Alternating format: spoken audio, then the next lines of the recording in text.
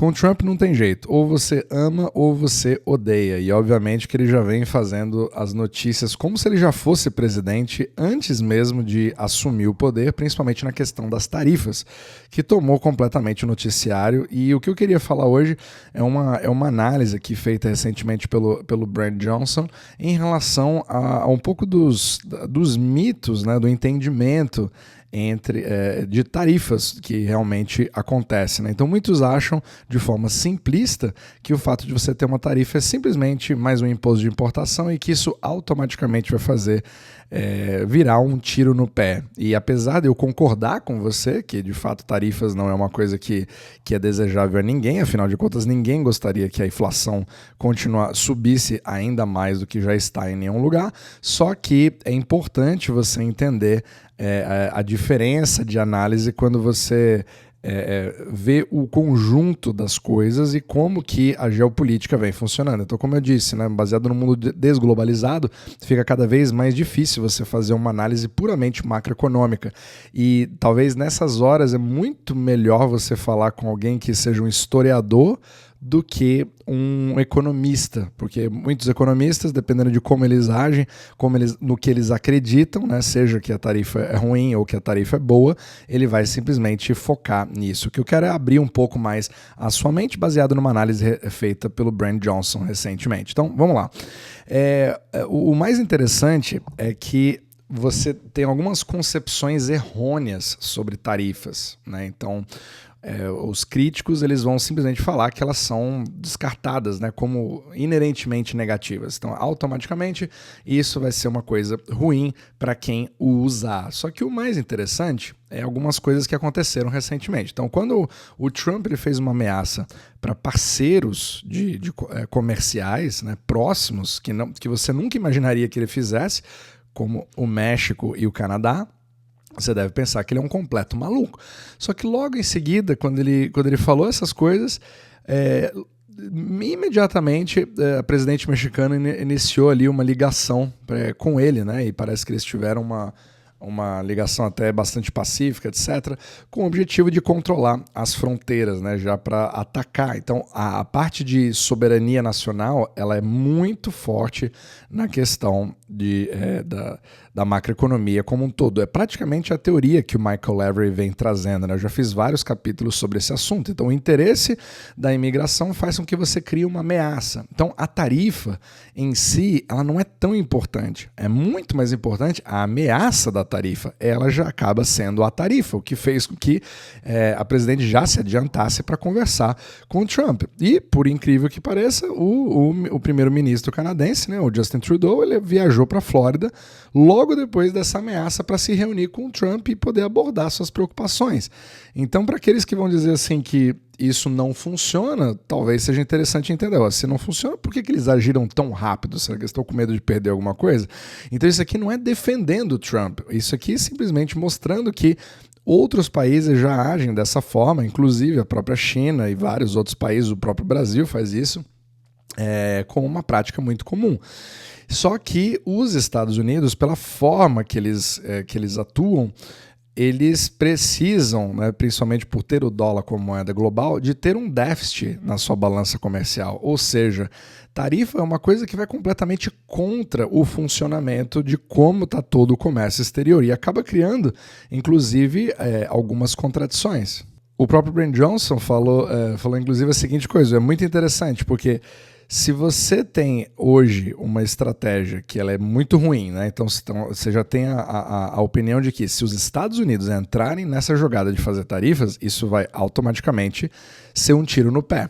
Só que, por outro lado, a China ela usa essas tarifas há muitos anos, né? Então, assim, se as tarifas são tão prejudiciais assim, por que a China, que é amplamente reconhecida pela sua política econômica e estratégica, as utiliza extensivamente, né? Então você não pode ter os dois. Aqui, os Estados Unidos, ele na verdade estaria começando a copiar uma coisa que a China já usa. Então se a China usa, é muito interessante. Se os Estados Unidos usam, aí já não é mais interessante, percebe?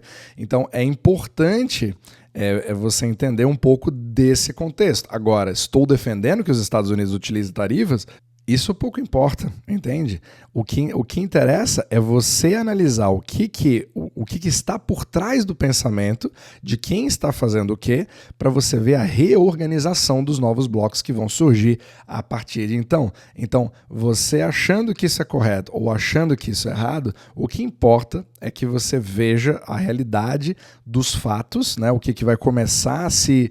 o que está por trás do pensamento, mas principalmente quais são as ações que foram tomadas muito antes de ter qualquer tarifa. Percebe que a gente está jogando um jogo de xadrez onde as peças nem se mexeram ainda, mas só a ameaça de que uma peça possa se mexer já é a própria tarifa, percebe? Então isso é que é muito importante você ver. E o próprio Brent Johnson, ele trouxe uma análise, né, que foi feita por várias outras pessoas, inclusive Michael Levy, etc., de um pouco da hipocrisia do livre mercado, né? Então assim, a gente precisa admitir que não existe livre mercado. Você simplesmente tem graus de permissibilidade dependendo do tipo de governo que você tem e do interesse nacional daquele momento sobre determinados setores.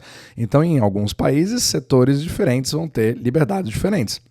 Só que, historicamente, comparativamente, os Estados Unidos, eles se promoveram como defensores do livre mercado e, ao fazer isso, ele tolerou várias medidas protecionistas dos seus parceiros comerciais, o que faz com que você tenha, obviamente, o maior mercado consumidor do mundo, só que ele muito mais consome do que exporta. Então, num jogo mercantilista, os Estados Unidos são os maiores perdedores do mundo e a gente sabe que isso não é uma coisa sustentável. Então, é óbvio que se o Trump vai entrar e ele faz toda aquela propaganda que ele adora fazer, né, do America First, Make America Great Again e todas essas coisas, ele vai começar a retaliar esse tipo de coisa. Agora, é óbvio que isso pode causar dores até em setores onde você não tem uma industrialização rápida o suficiente. Só que muitos que criticam essas tarifas também são as mesmas pessoas que, né, segundo o Brent Johnson, lamentam a terceirização dos empregos dos Estados Unidos. Lembra quando você fala assim, não, os Estados Unidos foram muito hipócritas porque usaram a China como fábrica, etc., exportando todos os empregos, etc. Então, ou você não consegue ter os dois, né? Ou você vai proteger a soberania nacional criando empregos dentro dos Estados Unidos, ao mesmo tempo criando tarifas ou barreiras para que não seja tão fácil, ou que você monte fábricas dentro do país, ou você tem um mercado completamente aberto, permitindo que os países possam escolher as suas próprias políticas, e eles estão certos, os Estados Unidos estão errados, percebe? Então o jogo de narrativas faz com que você crie uma série de contradições aí. Então, novamente, não estou dizendo que está certo ou que está errado, mas se o foco dele vai ser esse, com certeza você vai ter muito mais uma escalada de ameaças daqui para frente. Só que o mais interessante é que você já vê alguns exemplos de, entre aspas, resultados de tarifas. Então, vou dar um exemplo aqui. A Polestar é uma empresa sueca. Então, ela construiu uma fábrica, né, de veículos, né, para produzir carros Volvo na Carolina do Sul, para produzir esses carros e evitar as possíveis tarifas, né, demonstrando como que ela já é um tipo de tarifa que você já se adianta para poder evitar perder o mercado americano lá na frente, porque eles entendem que o mercado americano é o número 1 ou o número 2 de praticamente todos os países do mundo. Um outro exemplo foi com a própria China. Teve uma empresa chinesa de colchões que estabeleceu instalações de produção dentro dos Estados Unidos, colocou suas fábricas dentro dos Estados Unidos para já poder prevenir uma possível tarifa. Isso cria uma vantagem competitiva, percebe? E também teve ali outro fabricante de tubos de cobre, né, outra empresa chinesa, que construiu uma outra planta no Texas para já poder se adaptar às políticas comerciais dos Estados Unidos e evitar tarifas. Então, essa movimentação, uns vão dizer que isso é a tarifa dando certo e outros vão dizer que não, isso aqui é uma adaptação já para o novo cenário de mercado. Então, essa tendência, independente do que você acha, aqui que eu quero que você saia das suas paixões, o Trump está certo, o Trump está errado, isso pouco importa. O que importa é que, na cabeça dele, ele vai fazer de tudo para proteger os Estados Unidos e, se precisar retaliar todo mundo, ele vai retaliar todo mundo porque ele sabe da importância do mercado consumidor americano.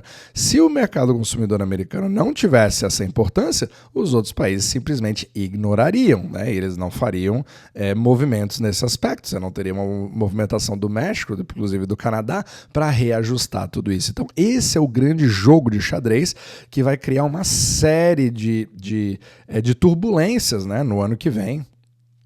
Principalmente em relação aos mercados e o fluxo de capital baseado na reação e a contra-reação das outras partes, para você ver o que isso vai acarretando. Então, as tarifas, essa grande dificuldade da análise macroeconômica, porque a partir do momento que o mundo fica cada vez mais desglobalizado, essas tarifas vão fazer cada vez mais parte das nossas vidas com uma estratégia macroeconômica ampla, que o Michael Lavery chama de Grand Macro Strategy. Então, o grande objetivo é você ver quais são os setores mais importantes para um determinado governo. Então, seguir geopolítica vai ser uma necessidade macroeconômica cada vez maior, porque aí você vai ver qual que é o interesse do momento e um determinado setor vai ser favorecido em relação a outros. Isso é típico da estratégia chinesa. Então, talvez você diga assim, peraí, ou se você hoje defende a China, e a China está completamente correta em tentar sair, né, do imperialismo americano, etc., do imperialismo estadunidense, né, corrigindo aqui para aqueles que adoram a China e odeiam os Estados Unidos agora vão começar a copiar a China. Então, ele talvez esteja certo nessa estratégia, né? Cada um vai ver o seu próprio umbigo. Essa vai ser a tendência cada vez maior. Então, a industrialização onde você está fraco e a menor dependência dos outros.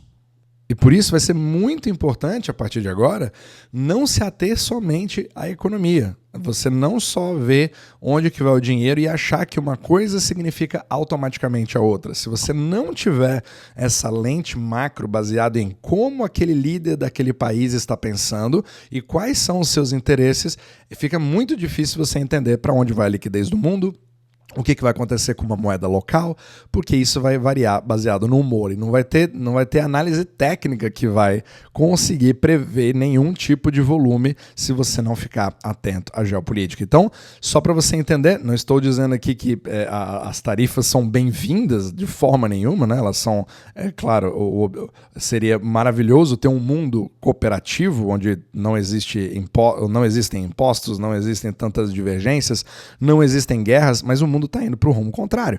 E, querendo ou não, a gente precisa reconhecer o mundo do jeito que ele é e não do jeito que a gente gostaria que ele fosse.